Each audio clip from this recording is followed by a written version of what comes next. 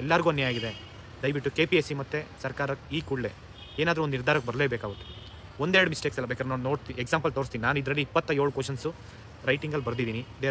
ಅದರಲ್ಲಿ ಇದು ಬಿಟ್ಟು ಇದನ್ನು ಹೊರತುಪಡಿಸಿ ಏನಿಲ್ಲ ಅಂದರೆ ಒಂದು 7 ರಿಂದ 8 ಕ್ವಶನ್ಸ್ ಅಂತೂ ಮೈನರ್ ಮಿಸ್ಟೇಕ್ಸ್ ಇದೆ. ಅದು ಕ್ಲಾರಿಟಿ ಇಲ್ಲ. ಅದನ್ನು ಕನ್ಫರ್ಮೇಷನ್ ತೊಗೊಂಡು ನಿಮಗೆ ಕೊಡ್ತೀನಿ. ನಾನು ಸುಮಾರು 30+ ಕ್ವಶನ್ಸು ಮಿಸ್ಟೇಕ್ಸ್ ಮಾಡಿದ್ದೀರ. ಅದು ಗ್ರಾಮ್ಯಾಟಿಕ್ ಒಂದು ವರ್ಡ್ ಆಗಿರ್ಬೋದು, ಒಂದು ಸೆಂಟೆನ್ಸ್ ಇರ್ಬೋದು, ಮಿಸ್ಟೇಕ್ಸ್ನ ಅಕ್ಸೆಪ್ಟ್ ಮಾಡಬೇಕಾಗುತ್ತೆ. ಏನು ಅರ್ಥ ಆಗದೆ ಇರೋನಿಗೆ ಏನಾಗಬೇಕು ಹೇಳಿ? 3 ಸೆಂಟೆನ್ಸ್ ಕೊಟ್ಟಿದ್ದಾರೆ ಅಂದರೆ ಅದರಲ್ಲಿ ಒಂದು ಸೆಂಟೆನ್ಸಲ್ಲಿ ಮಿಸ್ಟೇಕ್ ಆದರೂ ನೀನು 2 ಸೆಂಟೆನ್ಸಲ್ಲಿ ತೊಗೊಂಡು ಏನು ಮಾಡ್ತೀರಾ? ರಾಂಗ್ ಅಂದರೆ ರಾಂಗ್ ಅಷ್ಟೇ, ಮಿಕ್ಕಿದ್ದು ಹೋಗೋಕ್ಕಾಗಲ್ಲ. ಕ್ವಶನ್ಸ್ ಅಂದರೆ ಒಂದು ಸ್ಮಾಲ್ ಮಿಸ್ಟೇಕ್ ಆದರೂ ಮಿಸ್ಟೇಕ್. ಅದು ಯಾಕೆ ಮಿಸ್ಟೇಕ್ ಮಾಡಿದ್ದೀರಾ ನೋಡಿ, ಎಕ್ಸಾಂಪಲ್ ತೋರಿಸ್ತೀನಿ ನೋಡಿ ಬೇಕಾರೆ. ಕ್ವಶನ್ ನಂಬರ್ 1 ನೋಡಿ, ಇಲ್ಲಿ ಈಶಾನ್ಯ ಅಂತ ಬರಬೇಕಾಯಿತು, ಯಾಕೆ ಬಂದಿಲ್ಲ? ಇಲ್ಲಿ ಯಾಕೆ ನಾರ್ತ್ ಈಸ್ಟ್ ಅಂತ ಕೊಟ್ಟಿದ್ರೆ ಇಲ್ಲಿ ಈಶಾನ್ಯ ಭಾಗ ಅಂತ ಬರಬೇಕು, ರಾಜ್ಯಗಳು ಅಂತ ಬರಬೇಕಾಯಿತು, ಬಂದಿಲ್ಲ. ಓಕೆನಾ? ಇಲ್ಲಿ ನೋಡಿ ಸೆಂಟೆನ್ಸು ಏನಂತ ಇದು PhD ಓದೋನು ಈ ಸೆಂಟೆನ್ಸ್ ಓದೋಕ್ಕಾಗಲ್ಲ. ಅಧ್ಯಾರೋಹಿಸಬಹುದು ಮತ್ತು ವಿಪರ್ಯ ಉಂಟಾಗುತ್ತಿಲ್ಲ ಅಂತಂದರೆ ಏನು ಅರ್ಥ? ಅದು ಮೀನಿಂಗ್ ಅರ್ಥ ಮಾಡ್ಕೊಡಿ. ಇದರಲ್ಲೇ ನೋಡಿ ಒಂದೇ ಕ್ವಶನಲ್ಲಿ 2 ಸೆಂಟೆನ್ಸಲ್ಲಿ ಮಿಸ್ಟೇಕ್ ಮಾಡಿದ್ದೀರಾ. ಜಂಟಿ ಉಪವೇಶನ ಅಂದರೆ ಇಲ್ಲಿ ಜಂಟಿ ಅಧಿವೇಶನ ಬರಬೇಕಾಯಿತು. ಯಾವುದಿದು ನಾನ್ಸೆನ್ಸ್ ಕ್ವಶನ್ಸು. ಇಲ್ಲಿ ನೋಡಿ ವಿಧೇಯಕವು ಇದು ಏನು ಅರ್ಥ ಏನು ಮಾಡ್ಕೊಬೇಕಂತ ಗೊತ್ತಾಗ್ತಾ ಇಲ್ಲ. ನೀವು ಅರ್ಥ ಮಾಡ್ಕೊಂಡು ನೋಡಿ. ಎ ಬಿಲ್ ಲ್ಯಾಬ್ಸ್ ವೆನ್ ನೋಡಿ ಏನಿದು? ಈಗ ಡಿಕ್ಷನರಿಯಲ್ಲೂ ಸಿಗಲ್ಲ ನಿಮ್ಮ ಮೀನಿಂಗ್ಸ್ಗೆ. ಎಲ್ಲಿಂದ ತೊಗೊಂಡ್ರೆ ಗೊತ್ತಾಗಲ್ಲ. ಗೂಗಲ್ ಟ್ರಾನ್ಸ್ಲೇಟ್ ಮಾಡಿದರೆ ಅರ್ಥ ಮಾಡ್ಕೊತೀವಿ. ಎಲ್ಲ ಕ್ವಶನ್ಸ್ ಹಂಗೆ ಇದೆ. ಬಟ್ ಆದರೆ ನೀವು 100 ಸತಿ ಚೆಕ್ ಮಾಡಬೇಕಾಯ್ತು. ನಿಮ್ಮಿಂದ ಆಗ್ತಾ ಇಲ್ವಾ? ಬೇರೆಯವ್ರಿಗೆ ಕೊಡಿ. ನಮ್ಮ ಕರ್ನಾಟಕದಲ್ಲಿ ತುಂಬ ಜನ ಜ್ಞಾನಪೀಠ ಪ್ರಶಸ್ತಿ ತೊಗೊಂಡಿರೋರು ಇದ್ದಾರೆ, ಮತ್ತು PhD ಹೋಲ್ಡರ್ಸ್ ಇದ್ದಾರೆ, ಸಾಹಿತಿಗಳಿದ್ದಾರೆ. ಇವ್ರನ್ನೆಲ್ಲ ಕರೆಸ್ಬಿಟ್ಟು ಕ್ವಶನ್ಸು ಕರೆಕ್ಟಾಗಿ 1-2 ಸತಿ ಕ್ರಾಸ್ ಚೆಕ್ ಮಾಡಬೇಕಾಯ್ತು. ನೀವೆಲ್ಲರಿಗೂ ಒಬ್ಬರಿಗೆ ಕೊಡೋದಲ್ಲ, ಒಂದು 10 ಅಲ್ಲ 20 ಜನ ಕರೆಸಿದ್ರು ನೀವು ಇಷ್ಟೆಲ್ಲ ದುಡ್ಡು ವೇಸ್ಟ್ ಮಾಡ್ತಾ ಇದ್ದೀರಾ ಅಂತಂದರೆ ರೀ ಎಕ್ಸಾಮು ಇಷ್ಟೆಲ್ಲ ವೇಸ್ಟ್ ಮಾಡೋದು ಬದಲು ದಯವಿಟ್ಟು ನೀವು ಯಾರನ್ನ ಒಂದು ತಜ್ಞರ ತೊಗೊಂಬಂದು ಅವ್ರ ಹತ್ರ ಕ್ರಾಸ್ ಚೆಕ್ ಮಾಡಿಸಿ ಅಟ್ಲೀಸ್ಟು. ಇಲ್ಲ ಒಬ್ಬೊಬ್ಬರಿಗೆ 5 ಕ್ವಶನ್ಸ್ ಕೊಟ್ಟು ನಿಮಗೇನು ಅಷ್ಟು ಡೌಟ್ಸ್ ಇತ್ತಂದರೆ ಒಂದು 20 ಜನನ ಕರೆಸಿಯಪ್ಪ. 20 ಜನ ಕೊಟ್ಟು ಕರೆಸಿ 5 ಕ್ವಶನ್ಸು ಇಲ್ಲ 10 ಕ್ವಶನ್ಸ್ ಒಬ್ಬೊಬ್ಬರಿಗೆ ಕೊಟ್ಟಿದ್ರು 200 ಕ್ವಶನ್ಸ್ ಆಗ್ಬಿಡ್ತಿತ್ತು. ಬೇಡ, ಅವ್ರಿಗೆ 50 ಕ್ವಶನ್ಸ್ ಕೊಟ್ಟಿದ್ರು, ಅದರಲ್ಲಿ ನೀವು 5 ಕ್ವಶನ್ಸ್ ಎತ್ಕೊಂಡಿದ್ರು ಚೆನ್ನಾಗಿರ್ತಿತ್ತು. ನೀವು ಯಾವಾಗೋ ನೀವು ಕ್ವಶನ್ ಪೇಪರ್ ತೆಗೆದು ಹಿಂಗೆಲ್ಲ ಮಿಸ್ಟೇಕ್ಸ್ ಮಾಡಿ 1-2 ನೋಡಿ 4ನೇ ಕ್ವಶನ್ಸು ಏನಿದೆ ಅರ್ಥ ಹೇಳಿ? ಜುಡಿಷಿಯಲ್ ರಿವ್ಯೂ ಅಂತ ಇದೆ ಇಲ್ಲಿ. ಭಾರತದಲ್ಲಿ ನಾಯಕ ಕನ್ನಡದಲ್ಲಿ ಪಾಪ ಇಂಗ್ಲೀಷಲ್ಲಿ ಓದಿಲ್ಲ ಅಂತಂದರೆ ಪಾಪ ಅವ್ನು ಇಂಗ್ಲೀಷ್ ಬರಲ್ಲ ಅಂತಂದರೆ ನೋಡಿ ಅರ್ಥ ಮಾಡ್ಕೊತೀವಿ. ಮೇನ್ಸಲ್ಲಿ ಒಂದು ಪೇಪರ್ ಇದೆ ಇಂಗ್ಲೀಷ್ ಬರಬೇಕಂತೇಳಿ. ಬಟ್ ಆದರೆ ಟೆಕ್ನಿಕಲ್ ವರ್ಡಲ್ಲಿ ಇಂಗ್ಲೀಷ್ ಪಾಸ್ ಆಗಬೇಕು ಅಂತ ಏನು ಮೇನ್ಸಲ್ಲಿ ಬರ್ದಿಲ್ಲ. ನೀವು ಅರ್ಥ ಆಗ್ತಿದೆಯಲ್ಲ? ಏನಾದರೂ ಟೆಕ್ನಿಕಲ್ ವರ್ಡು ಇಲ್ಲ ಜನರಲ್ ನಾಲೆಡ್ಜ್ ಇರಬೇಕು, ಇಲ್ಲ ಪರ್ಟಿಕ್ಯುಲರ್ ಪೊಲಿಟಿ ಓದಿರಬೇಕು, ಎಕನಾಮಿ ಓದಿರಬೇಕು, ಕಂಪಲ್ಸರಿ ಇಂಗ್ಲೀಷ್ ಪಾಸ್ ಮಾಡಬೇಕಂತ ಏನಾದರೂ ಮೆನ್ಷನ್ ಮಾಡಿದ್ದೀರಾ ಮೇನ್ಸಲ್ಲಿ? ಇಲ್ಲ ನಿಮಗೆ ಕನ್ನಡ ಕಂಪಲ್ಸರಿ ಇಂಗ್ಲೀಷ್ ಬರಲೇಬೇಕು, ಪ್ರಿಲಿಮ್ಸ್ ಅಟೆಂಡ್ ಮಾಡಬೇಕಂತ ಏನಾದರೂ ಮೆನ್ಷನ್ ಮಾಡಿದ್ದೀರಾ? ಅದನ್ನಾದರೂ ಹೇಳ್ಬಿಡಿ. ಕಂಪಲ್ಸರಿ ಇಂಗ್ಲೀಷ್ ಬರಲೇಬೇಕು, KS ಆಸ್ಪಿರೆಂಟ್ ಆಗಬೇಕು. ಇಲ್ಲ ನಾವಿಲ್ಲ ಇಂಡಿಯಾದಲ್ಲಿ ಇಲ್ಲ ಫಾರಿನಾಗಿ ಹೋಗ್ಬಿಟ್ಟು ಇಂಗ್ಲೀಷ್ ಕಲ್ತ್ಕೊಂಡು ಬಂದು ಆಮೇಲೆ ಎಕ್ಸಾಮ್ಸ್ ಬರೀಬೇಕಂತ ಹೇಳಿ ನೋಡಿ. ಇದೆಲ್ಲ ಏನು ಅರ್ಥ ಏನಿದು? ಪ್ರೊರೋಗೇಷನ್ ಇದು ಏನಿದೆ ಸ್ವಾಮಿ? ಇಂಗ್ಲೀಷಿಂದ ಮತ್ತೆ ಇಂಗ್ಲೀಷಿಗೆ ಕನ್ವರ್ಟ್ ಮಾಡಿದ್ರೆ ಏನು ಅರ್ಥ ಆಗುತ್ತೆ? ಮತ್ತೆ ಇಂಗ್ಲೀಷರೇ ಓದ್ಕೊಬೇಕಾ? 5ನೇ ಕ್ವಶನ್ಸು. 6ನೇ ಕ್ವಶನ್ ಇಲ್ಲಿ ನೋಡಿ, ರಫ್ತನ್ನು ಇಲ್ಲಿ ಆಮದು ಆಗಬೇಕಾಯ್ತು, ಇಲ್ಲಿ ರಫ್ತನ್ನು ಅದು ಕನ್ನಡದಲ್ಲಿ ನೋಡಿ. ಅದಕ್ಕೂ ಇದಕ್ಕೂ ಮೀನಿಂಗ್ ಬೇಡವಾ? ನೋಡಿ 7ನೇ ಕ್ವಶನ್ಸು ಇಲ್ಲಿ ಹೋಗಬೇಕಾಗುತ್ತದೆ. ಏನಿದು? ಮಿನಿಮಮ್ಮು ಮ್ಯಾಕ್ಸಿಮಮ್ಮು ಅರ್ಥನೇ ಇಲ್ವಾ? ಮೀನಿಂಗೇ ಇಲ್ವಾ? ಇದು ಕಸ್ಟಮ್ಸು.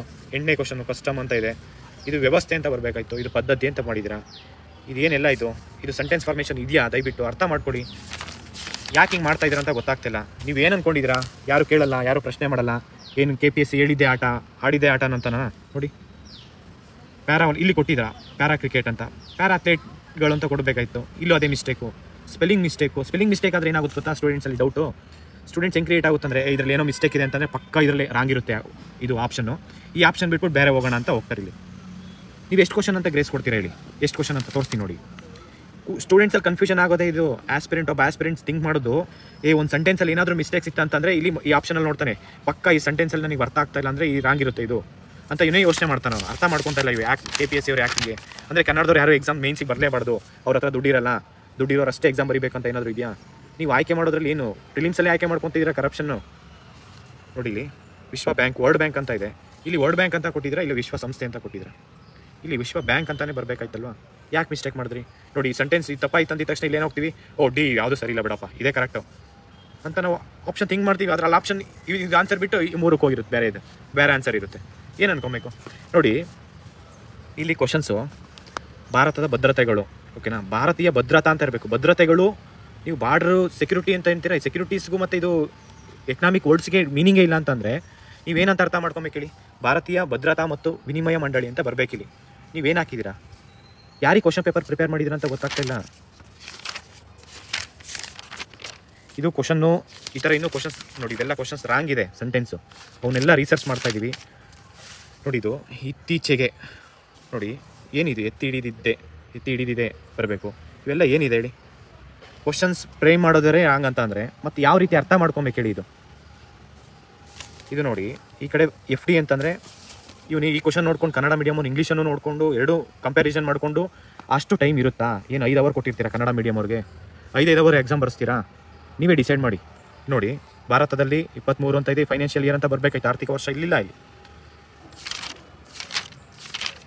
ನೋಡಿ 14ನೇ ಕ್ವಶನ್ಸು. ಸೆಂಟೆನ್ಸ್ ಎಲ್ಲ ನಾನು ಅವಾಗಲೇ ಹೇಳಿದೆ, ಒಂದು ಸೆಂಟೆನ್ಸ್ ತಪ್ಪಾದರೆ ಎಲ್ಲ ಸೆಂಟೆನ್ಸ್ ಏನು ಮಾಡ್ತಾರೆ? ನೆಗೆಟಿವ್ ಇರಬೇಕು, ಓಕೆ ಅದು ರಾಂಗ್ ಇರ್ಬೋದು, ಅದು ಬಿಟ್ಟು ನೆಕ್ಸ್ಟ್ ಆಪ್ಷನ್ಗೆ ಹೋಗೋಣ ಅಂತಲೇ ಯೋಚನೆ ಮಾಡ್ತಾರೆ. ನೋಡಿ, ಇಲ್ಲಿ ಹೊರತುಪಟ್ಟಿದಂತೆ ಅಂತ ಇದೆ, ಹೊರತುಪಡಿಸಿ ಅಂತ ಇರಬೇಕಿತ್ತು. ದಂತೆ ಕಂತೆ ಏನಿದೆಲ್ಲ ಇದು ನೋಡಿ, ಈ ಆರ್ಟಿಕಲ್ಸಲ್ಲಿ ಇದು ಎಷ್ಟು ಮಿಸ್ಟೇಕ್ಸ್ ಮಾಡಿದ್ದೀರಾ? ಎಲ್ಲಿ ಏನು ಸೆಂಟೆನ್ಸ್ ಫಾರ್ಮೇಷನ್ಸ್ ಯಾವುದಿರಬೇಕು? ನೀವು ಗೂಗಲ್ ಟ್ರಾನ್ಸ್ಲೇಷನ್ ಮಾಡಿದರೆ ಅಕ್ಸೆಪ್ಟ್ ಮಾಡ್ತೀವಿ, ಓಕೆನಾ? ಇದು ನೋಡಿ, ಮೆಲವಿನ ಇದು ಡಿಕ್ಷನರಿಯಲ್ಲಿ ಹುಡುಕಿದ್ರು ನಿಮಗೆ ಮೀನಿಂಗ್ ಸಿಗೋಲ್ಲ. ಇದು ಏನು ಮೀನಿಂಗ್ ಇದೆ? 16ನೇ ಕ್ವಶನ್ಸು. 17ನೇ ಕ್ವಶನ್ಸ್ ನೋಡಿ, ಅಮೇರಿಕದ ಅಲ್ಲಿ ಅಧ್ಯಕ್ಷರು, ಅಲ್ಲಿ ರಾಷ್ಟ್ರಪತಿ ಇಲ್ಲ, ಅರ್ಥ ಮಾಡ್ಕೊಡಿ. ಅಲ್ಲಿ ಜ್ಞಾನೇಂದ್ರ ಏನು, ಅದು ಯಾವ ಜ್ಞಾನ ಇಟ್ಕೊಂಡು ಈ ಕ್ವಶನ್ ಪೇಪರ್ ತೆಗೆದೋ ಗೊತ್ತಿಲ್ಲ, ಅದು ಯಾವ ರೀತಿ ಟ್ರಾನ್ಸ್ಲೇಷನ್ ಮಾಡೋದೋ ಗೊತ್ತಿಲ್ಲ, ಯಾವ ಜ್ಞಾನ ಇಟ್ಕೊಂಡು.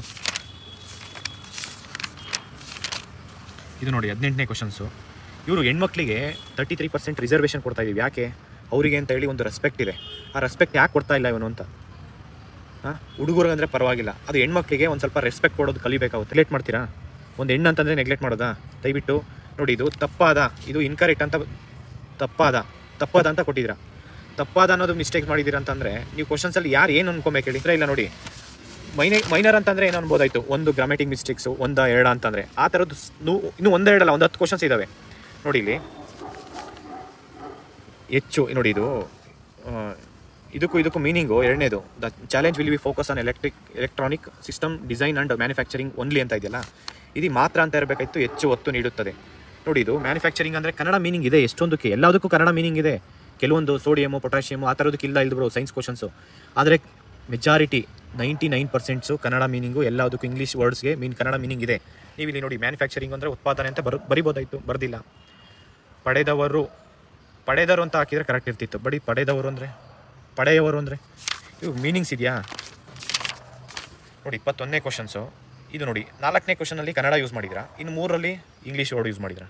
ಇದು ಬಯೋ ರೆಮಿಡಿಯೇಷನ್ ಅಂತ ಇದೆ, ಇಲ್ಲಿ ಜೈವಿಕ ಪರಿಹಾರ ಅಂತ ಇದೆ, ಓಕೆನಾ? ಬಯೋ ಮಾನಿಟರಿಂಗ್ ಅಂದರೆ ಜೈವಿಕ ಉಸ್ತುವಾರಿ ಅಂತ ಬರಬೇಕು.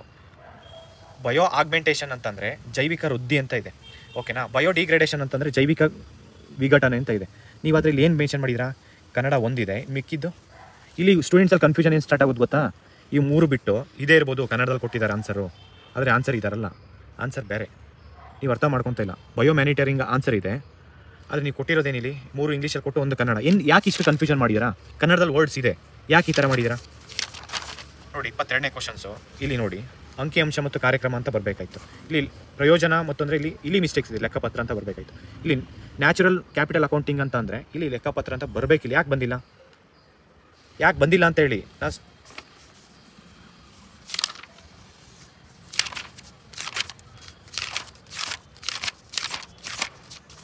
ಇದು ನೋಡಿ, ಈ ಕ್ವಶನ್ಸ್ ನೋಡಿ, ಇಲ್ಲಿ ಸೆಂಟೆನ್ಸ್ ಇದೆಯಾ? ಈ ಸೆಂಟೆನ್ಸ್ ಫಾರ್ಮೇಷನ್ ಆಗಿದೆಯಲ್ಲ, ಇದು ಮೀನಿಂಗೇ ಬೇರೆ ಬರುತ್ತೆ, ಇಲ್ಲಿ ಬೇರೆಯೇ ಇದೆ. ಕನ್ನಡ ಮೀಡಿಯಮ್ಗೆ ಏನು ಅಂದ್ಕೊಂಡಿದ್ದೀರ ಹೇಳಿ? 24 ನೋಡಿ, ಇದು ಡಿಸ್ಪರ್ಷನ್ ಅಂತ ಇದೆ, ಇಲ್ಲಿ ಪ್ರಕರಣ ಏನೋ ಪ್ರಸರಣ ಅಂತ ಇರಬೇಕಿತ್ತು, ಆದರೆ ಪ್ರಕರಣ ಅಂತ ಇದೆ ಅಲ್ಲ. ನೀವು ಮೀನಿಂಗೇ ಡಿಫ್ರೆಂಟ್ ಇತ್ತು ಅಂತಂದರೆ ಎಕ್ಸಾಮ್ಸ್ ಹೆಂಗೆ ಬರೀಬೇಕು ಸ್ವಾಮಿ? ಕ್ವಶನ್ಸ್ ರಾಂಗ್ ಇತ್ತು ಅಂತಂದರೆ 1-2 ನೋಡಿ, ವೇವ್ ಲೆಂತ್ಗೂ ಡಿಫ್ರೆನ್ಸ್ ಇದೆ, ಓಕೆನಾ? ವೇವ್ ಲೆಂತ್ ಅಂದರೆ ತರಂಗ. ನೀವು ಯಾಕೆ ತರಂಗ ಮತ್ತು ನೋಡಿ ಇನ್ಫ್ರೋರೆಡ್ ಅಂತಂದರೆ ಅವಾಗೆಂಪು ಅಂತ ಇದೆ. ಇಲ್ಲಿ ನೀವೇನಿಲ್ಲಿ ಅಧ್ಯಯನಗೂ ಅಧ್ಯಯನಕ್ಕೂ ಡಿಫ್ರೆನ್ಸ್ ಇರುತ್ತೆ, ಇಷ್ಟ ಬಂದಂಗೆ ಯೂಸ್ ಮಾಡಿರ್ತೀರ. ಈ ಕ್ವಶನ್ಸಲ್ಲೂ ಮಿಸ್ಟೇಕ್ ಇದೆ ಸಾಕಷ್ಟು. ಏನು ಗೊತ್ತಾ, ನಾನು ಇಲ್ಲಿ ಒಂದು 7-8 ಕ್ವಶನ್ಸು ಆಲ್ರೆಡಿ ಗ್ರೇಸ್ ಇದೆ. ಯಾಕೆಂದರೆ ಬರೀ ಇಂಗ್ಲೀಷ್ ಮೀಡಿಯಮಲ್ಲಿ ಓದಿದ್ರು ಒಂದು 7-8 ಕ್ವಶನ್ಸ್ ಆಲ್ರೆಡಿ ಗ್ರೇಸ್ ಕೊಡಬೇಕು ನೀವು. ಅದು ಬಿಟ್ಟು ಇಷ್ಟು ಕ್ವಶನ್ಸ್ ಕನ್ನಡದಲ್ಲಿ ರಾಂಗ್ ಮಾಡಿದ್ದೀರ.